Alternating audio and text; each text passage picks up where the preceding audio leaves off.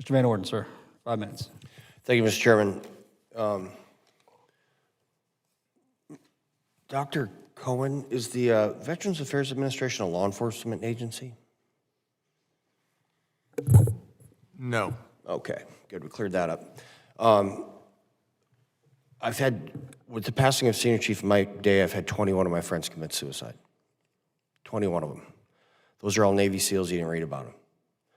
And they all died because of spiritual wounds that they received by serving our country. And so, Dr. Reynolds, you're right.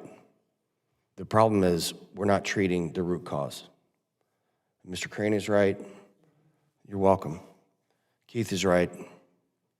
Everybody over here, when we're talking about this issue, is correct when they're saying we're not addressing the problem, that we need efficiencies in the VA. And I want to read something to you. The sacred rights of mankind are not to be rummaged for among old parchments or musty records. They're written as with a sunbeam in the whole volume of human nature. By the hand of the divinity itself, it can never be erased or obscured by mortal power. Alexander Hamilton wrote that in 1775, and this is what he's saying. He's saying that either you believe that our constitutional rights are given to us by God and simply articulated to us in the Constitution, or you don't.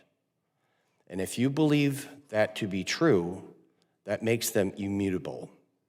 And if something is immutable, it cannot be erased. It cannot be erased by the hand of man. It could only be erased by the hand of God.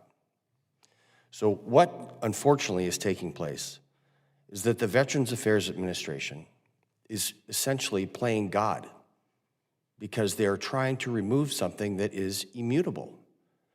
And words have meaning. Our country is based on this document.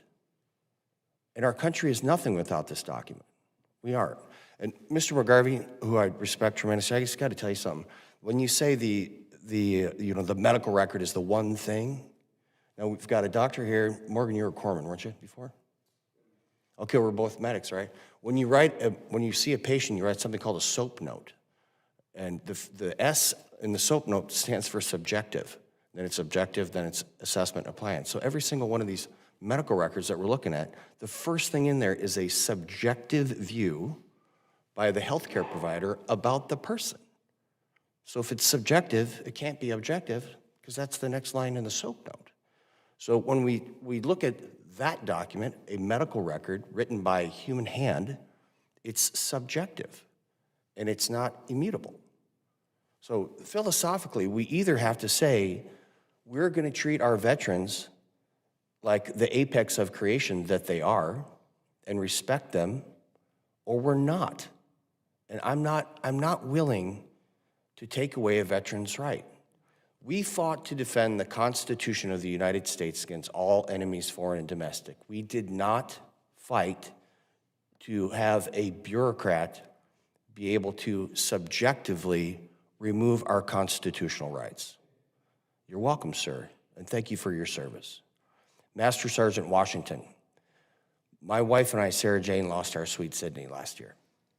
And I know what it means to lose a child. And there's no darkness at the end of that tunnel. And I'm very thankful that your son spoke to you on that bridge. But we do have to understand, and we have to think globally about this, and know that we are going to lose more veterans by degrading them, by treating us like children, than we will from them committing suicide with a firearm. And sir, you have my deepest condolences, and I thank you for your son's sacrifice and for your service. And with that, I yield back.